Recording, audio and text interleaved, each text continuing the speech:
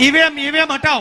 ये पूरा हिंदुस्तान कह रहा है कि ईवीएम में कमी है। हम इलेक्शन कमीशन के यहाँ गए, वो सुनने को तैयार नहीं है। 5 साल से कटा हुआ है और आज तक समय नहीं मिला, तो अब क्या समय मिलेगा? ये लगातार झूठ बोलने का है। ये वीडियो सुना आपने?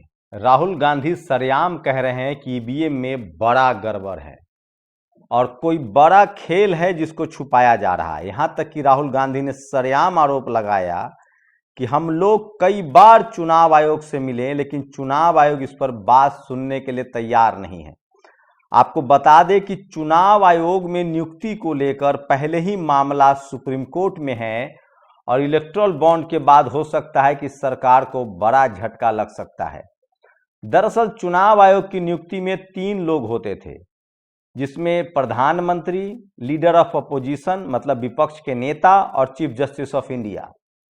भारत सरकार ने इस कानून को बदल दिया है और अब चीफ जस्टिस ऑफ इंडिया को बाहर कर दिया गया है और अब उसकी नियुक्ति में प्रधानमंत्री, एक केंद्रीय मंत्री और अपोजिशन ऑफ लीडर होंगे, मतलब 2 सत्ता पक्ष के होंगे।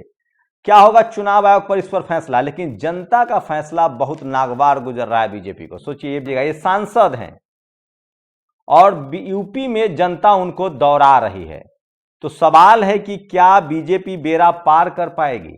दरअसल बीजेपी 2024 में खतरनाक पॉलिसी के तहत चुनाव लड़ रही है। बीजेपी की प्लानिंग है कि हम गठबंधन करें और बाकी को गठबंधन ना करने दे। ये बात खुद अरविंद केजरीवाल ने कही थी कि उनको कहा जा रहा है कि अगर आपने गठबंधन किया तो आप अंदर जेल जाएंगे।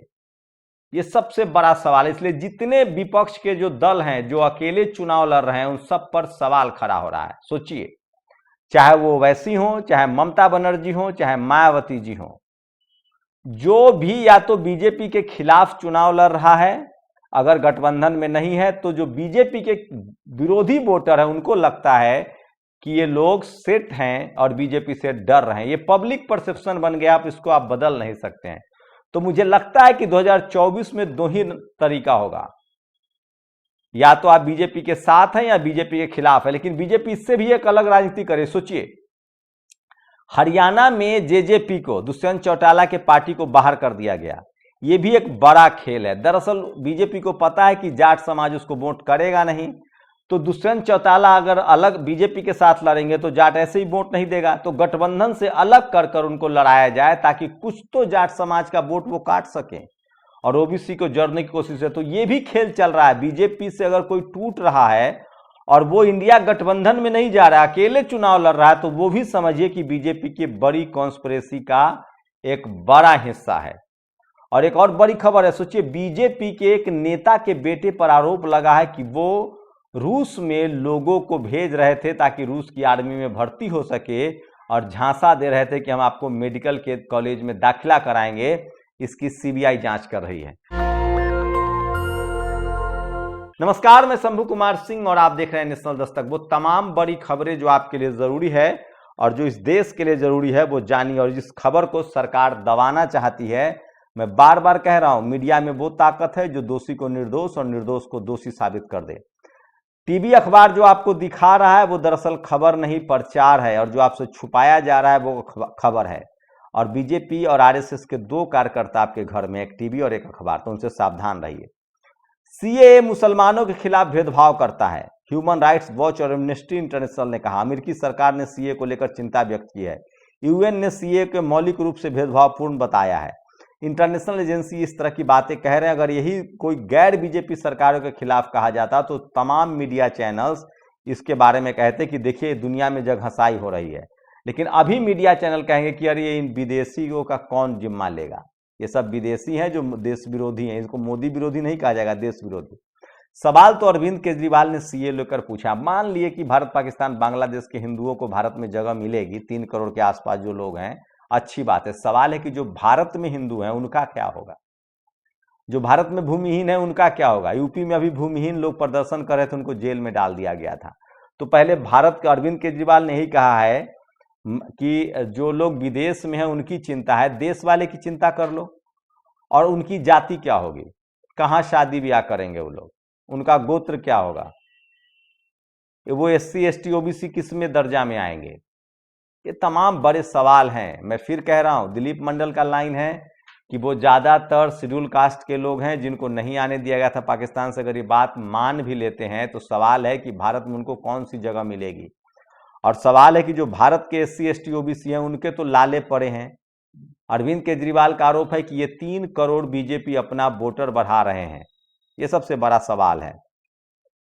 आप लोग अपनी प्रतिक्रिया जरूर दीजिए। और मुस्लिम समाज को निशाना बनाया जा रहा है, जबकि असम में CA NRC में सबसे ज़्यादा हिंदू SC ST OBC चपेट में है। मैं अभी भी कह रहा हूँ, पेपर दिखाने के मामले में सबसे ज़्यादा मुश्किल में दलित, पिछड़े, आदिवासी होंगे, अल्पसंख्यक होंगे, क्योंकि उनके पास पढ़ाई लिखाई नहीं थी, उनको पढ़ने लिखने नहीं दिया गया है।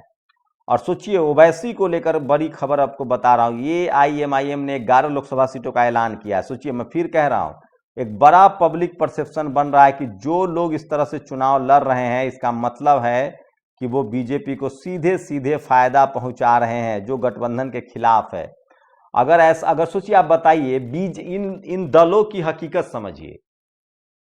चाहे ममता बनर्जी हो, चाहे ओवैसी हो, चाहे BSP हो, चाहे जो भी अकेले दल लड़ने वाले हो, जब बीजेपी जैसी पार्टी जिसके पास सवर्णों का वोट है, जिसके पास हिंदू के नाम पर पोलराइजेशन है, 30% 40% जिसके पास वोट है, वो दल जब छोटे छोटे गठबंधन करके लड़ रही है, तो ये ओवैसी क्या अकेले क्या करके लड़ लेंगे, कैसे जीत जाएंगे?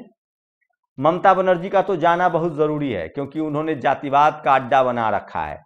और वो कैसे जीत जाएंगी? तो जो 2024 में गठबंधन पार्टी नहीं कर रहा है, उसको समझिए कि वो बीजेपी के इशारों पर चल रहा है, उसका दबाव है। और इसमें सपा भी बहुत हद तक जिम्मेदार है, क्योंकि सपा का स्वार्थ इतना बड़ा है कि आप कह नहीं सकते हैं। इस बार 2024 में 2 ही खेल है, या तो आप बीजेपी के साथ हैं या बीजेपी गठबंधन के खिलाफ। सोचिए, जब बीजेपी गठबंधन करके चुनाव लड़ रही है, तो जो दल अकेले चुनाव लड़ रहे हैं, आप लोग बताइए क्या उनको कितना सीटें मिलेंगी? जो भी दल अकेले चुनाव लड़ रहे हैं वो कितनी सीटें जीतेंगी, ये सबसे बड़ा सवाल है।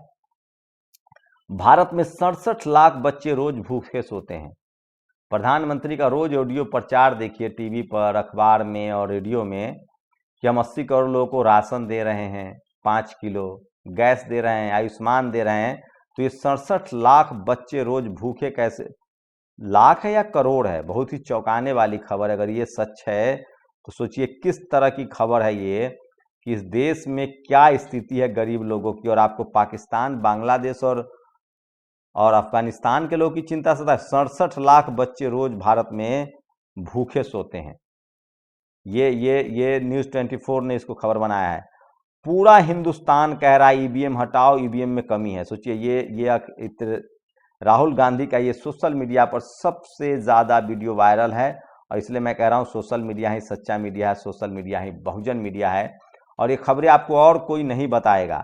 और बीजेपी नेता के बेटे ने रूस की सेना में जबरन भेजे भारतीय, CBI खंगाल रही है राज। ये मध्य प्रदेश का है, जहाँ एक बीजेपी के नेता के बेटे पर आरोप लगा है कि वो भारतीयों को रूस भेज रहे थे। ये वीडियो देखिए जो आपने मोन्टाज में देखा। भाजपाई सांसद अपने क्षेत्र में घेरे जा रहे हैं। जनता पूछ रही 5 साल कहाँ गायब थे। यूपी के सलूमपुर सीट से ये विधायक हैं और इनको जनता पूछ रही है। ये भी सोशल मीडिया पर सबसे ज़्यादा वायरल है। और इसलिए मैं कहता हूं कि सोशल मीडिया ही सच्चा मीडिया है, सोशल मीडिया ही बहुजन मीडिया है। तो सोचिए, बीजेपी के नेता का किस तरह से उनका बेटा जो है लोगों को भेज रहा था। ये सबसे बड़ी खबर है जो सोशल मीडिया पर वायरल है। कोई टीवी अखबार नहीं दिखाएगा। और 67 लाख बच्चे जो हैं देश में भूखे सोने को मजबूर हैं। और इनको पाकिस्तान, बांग्लादेश और अफगानिस्तान के लोगों की चिंता सता रही है। जाति जनगणना और आर्थिक सर्वे, ये 2 होकर रहेगा। राहुल गांधी का बयान सुनिए। ऐतिहासिक क्रांतिकारी कदम, जाति जनगणना देश का एक्सरे, और जाति जनगणना के साथ इकोनॉमिक फाइनेंशियल सर्वे। सबसे ज्यादा ये भी सोशल मीडिया पर वायरल है। तो भरे दलित, पिछड़े, आदिवासी नेता न बोले, लेकिन राहुल गांधी ने मोर्चा खोल दिया है जाति जनगणना को लेकर। और देश के अलग अलग सेक्टर में गिने चुने लोग ही दिखाई देते हैं, पैसा कमाते हैं। देश की मीडिया इन्हीं चुनिंदा लोगों के लिए 24 घंटे काम करती है। टीवी अखबार पर सबसे गंभीर आरोप राहुल गांधी ने लगाया है, जो दलित, पिछड़े नेताओं को समझ में भी नहीं आता है। तो राहुल गांधी लगातार दलित, पिछड़े, आदिवासी, अल्पसंख्यक लोगों से मिल रहे हैं और उस एजेंडे पर काम कर रहे हैं। संजय सिंह के ट्विटर हैंडल से एक ट्वीट हुआ है, आयुष्मान कार्ड एक जुमला है, इसकी सच्चाई। कार्ड बने 32 करोड़, 32.6 करोड़। 2018 में स्कीम की शुरुआत हुई। 2024 तक कुल 6.5 करोड़ लोग अस्पताल में भर्ती हुए। 6 साल में सरकार ने 81,979 करोड़ खर्च किए।